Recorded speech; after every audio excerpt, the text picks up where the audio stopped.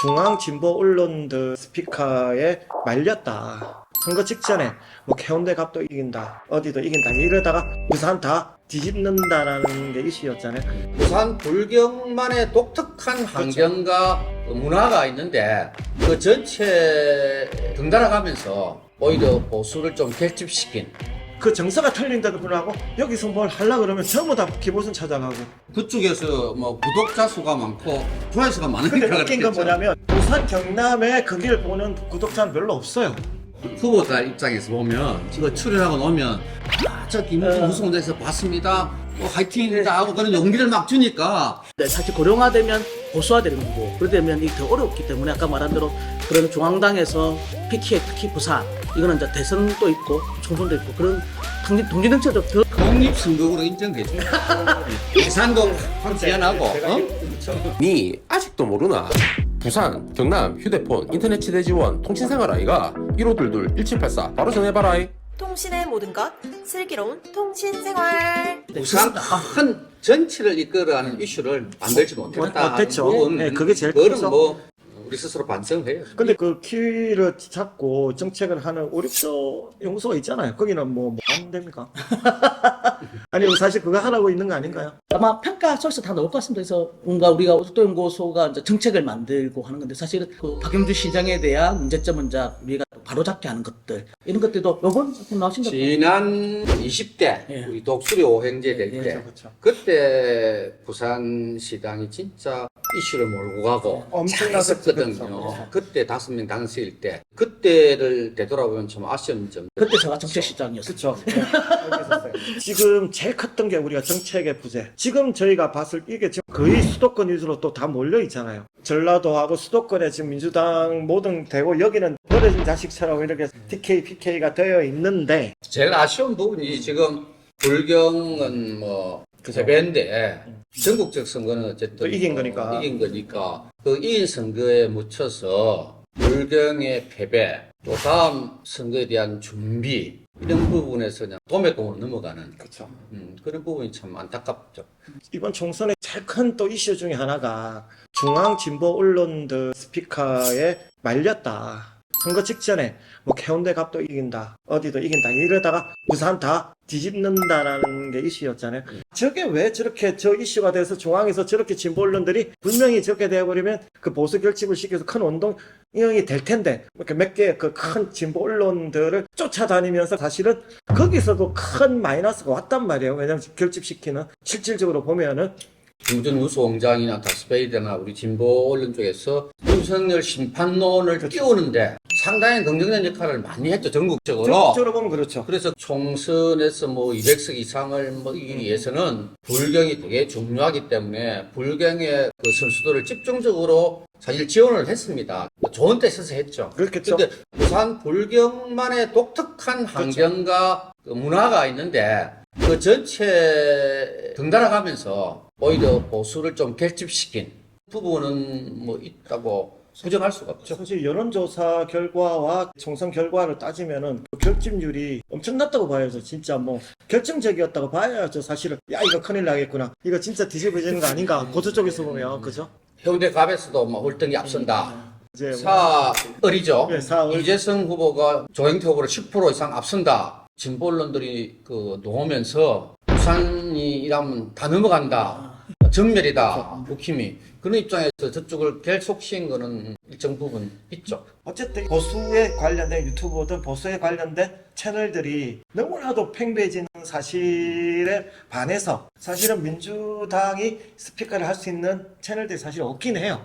사실 뭐 거의 없다 보니 이게 선거라는 건 기본적으로 꾸준함과 이게 지역에서 오프라인으로 뛰는 거는 한계가 있는 거고 사실 여기 부산은 그냥 그렇게 안 해도 그냥 듣는 게 TV조선이고 듣는 게 뭐 하고 뭐 이런 식으로 그러면 그냥 보수가 나오잖아요. 그렇게 있는데 여기는 웃긴 게 뭐냐면 큰 정책 안에서 이 틀 안에서 이런 것들을 이게 깨고 해야 되는데 그 정서가 틀린데도 불구하고 여기서 뭘 하려고 그러면 전부 다 기본선 찾아가고 아 진짜 새날 찾아가고 진짜 거기부터 찾아가요. 그쪽에서 뭐 구독자 수가 많고 조회수가 많으니까 근데 웃긴 건 그렇겠죠. 뭐냐면 더 정확하게 말씀드리면 부산 경남에 거기를 보는 구독자는 별로 없어요. 후보자 입장에서 보면 이거 출연하고 나오면 저 김문수 우승원에서 봤습니다. 뭐 화이팅입니다 하고 그런 용기를 막 주니까 후보자들은 당연히 나가고 싶죠. 그래서 저 홍성 청장님이 그러더라고.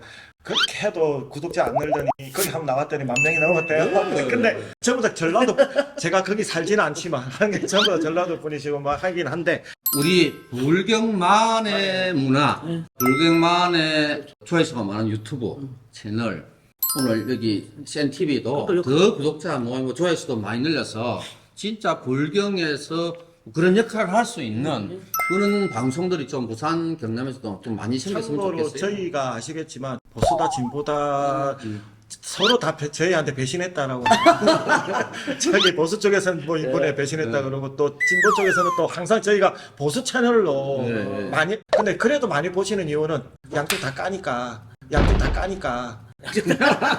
그래서 중요한 그러니까. 예전에 16년 선거, 16년, 20년 선거 때 여론조사에서 15% 이상 지는 여론조사로 해서 아예 캠프 자체가 아예 안 되는 경우가 있어서 최근에는 진짜 이 여론조사에 대해서 굉장히 후보들이 우리 민주당 쪽 또 진보 쪽 후보들이 굉장히 적극적으로 응답하거든요. 사실은 가표집되는 것도 사실 있고요. 근데 가표집은 사실 이제 이번에 여론조사 때 좀 많이 드러났고 그런 것도 사실 있고요. 이번에 아마 이번 선거 통해서 여론조사에 대한 어떻게 이제 분석하고 할 거냐도 한번 새로운 시험대 오를 수 있어요. 제가 왜 그 마지막에 10%가 떨어지느냐. 대선 때 이재명 후보하고 윤석열 후보가 붙었을 때 전국적으로 6070의 투표율하고 4050의 투표율이 한 10% 이상 차이 납니다. 저번 그 21대 총선에는 한 12% 정도 차이 나고 2030하고는 투표율 차이가 거의 20%가 이르는데 세대별 투표율을 여론조사에는 반영할 수 없어요. 왜 여론조사에서 무슨 기준으로 맞아요. 그거를 대입을 시킵니까? 그 10% 정도 기지입니다. 세대별 투표율이 다르다. 그 세대별 투표율에 넣어서 시뮬레이션을 내가 한번 해보니까 우리 부산에서는 그때 당선권에 있는 사람이 2명 정도 말고는 상당히 어렵다. 역대 선거에서 이렇게 여론조사가 언론을 통해서 많이 발표된 적이 없어요. 쭉 이따가 선거를 보면 우리 진영 분들이 특히 윤석열 심판해야 된다는 강렬한 의지를 가진 사람들이 투표 적극적으로 응하다 보니까 우리 민주당을 지지하는 분들이 가포집, 그렇죠, 맞아요. 가포집 되다 보니까 여론조사가 약간 오염될 수 있다. 그렇게 보는 거죠. 그래서 여론조사에 따르면 이제 인구수는 보정이 되는데 세대별 이제 그렇죠. 투표는 보정이 안 되는데 서울 같은 경우는 60, 70대도 우리 당과 민주당과 국민의힘이 지지하는 연령대가 비슷해요. 그래서 이게 이제 거의 비슷한데 부산은 잘 아실 거예요. 우리 고령층이 국힘을 지지하는 게 훨씬 압도적인데 이게 아까 말한 세대별 지지율은 반영 안 되니까 그래서 우리가 샤이 5%, 샤이 10% 부산에 있다는 거는 사실은 아까 말한 연령대별 투표를 반영 안 되기 때문에 저쪽에 있는 거근데 차이 보수가 있는 게 아니고 세대별 투표율 차이가 차이 보수가 차이 있다는 보수가 겁니다. 근데 제가 좀 하나 깜짝 놀란 게 제 양산 투표를 보고 좀 깜짝 놀랐는데 양산 신도시가 사송이라는 신도시가 있잖아요. 거기에서 김덕원 의원이 졌어요. 거기는 거의 30, 40대 젊은 층이 다 정말 밀집돼서 몰려 사는 데가 사송 신도시잖아요. 네. 거기에 김동완 의원이 몇 프로 졌단 말이에요.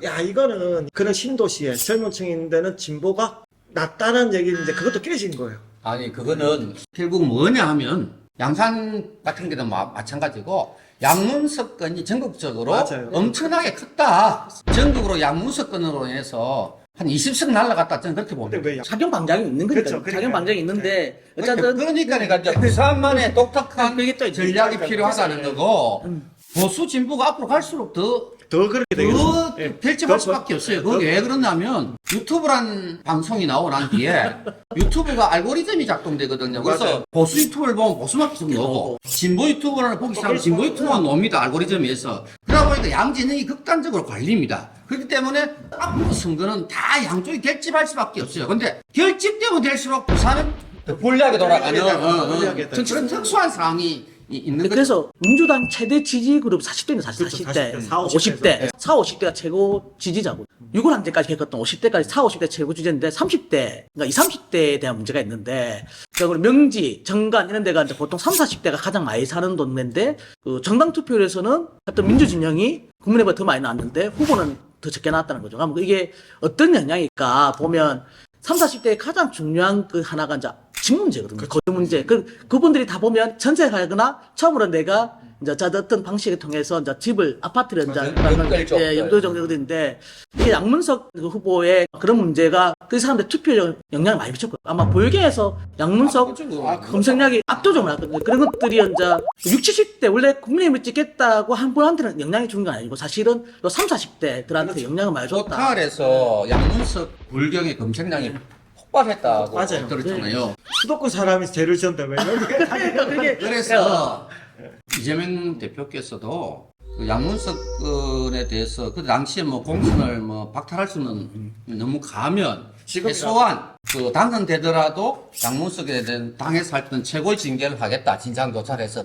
이런 워딩 정도는 나왔어야 된다. 지금이라도 나와야죠. 이제는 나왔어야 지났지만 하고. 무소속이 되더라도 그러고 부산의 민주당 후보들도 모여서 그 부분에 대해서도 양문석 건에 대해서도 한번 목소리를 냈어야 한다. 부산 선거에서 중요한 게 뭐냐면, 그러니까 수도권은 예전에 지역적 색채가 이제 다양하고, 그런데 지금은 어떻게 되냐. 그러니까 수도권은 젊은 사람들이 좀 더 수도권을 가지 않습니까? 그러니까 20, 30, 40대가 계속 유입이 되니까 민주당이라든지 이렇게 계속 유지되는데, 부산은 계속 젊은 사람들이 계속 떠나지 않습니까? 계속 그럼 고령화되고 있고, 초고령화 사회고. 그러면 그럴수록 부산은 민주당이 더 어려워지는 지역이거든요. 그래서 아까 말한 중앙당이, 민주당이 전략정책이고, 독립정책을 해야 되고, 어떤 특수한 상황을 반영해야 되고, 안 그러면 이제 계속 고령화되는데, 사실 고령화되면 보수화되는 거고, 그러되면 이게 더 어렵기 때문에 아까 말한 대로 그런 중앙당에서 PK, 특히 부산, 이거는 이제 대선도 있고, 총선도 있고, 그런 독립정책도 더 독립선거구로 인정되죠. 예산도 확 지원하고.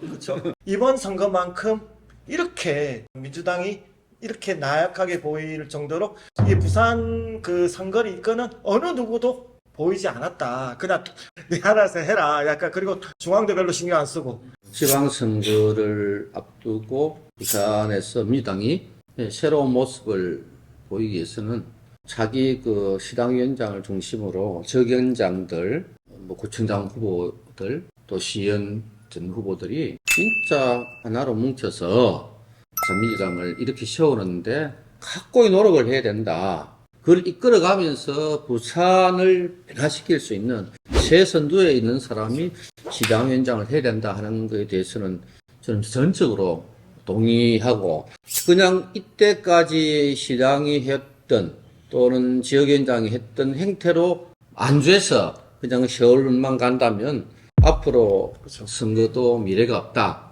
민주당이 변화하고 혁신해야 되고, 그 시작은 어쨌든 유권자들의 이야기를 많이 듣는 거, 경청하는 거라서 그 경청하는 과정 속에서 우리 민주당 한곳 탈퇴할 수 있는 여러 방안들을 만들어내는 그런 시당이 이제 돼야 된다 생각하고, 저도 그런 일에 미력 하나마 조금이나마 처장님과 같이 그런 일을 해서 다시 민주당이 우리 부산시에서 집권할 수 있다는 믿음을 주는 당이 될 수 있도록 노력하도록 하겠습니다. 오늘 나와주셔서 감사합니다. 네.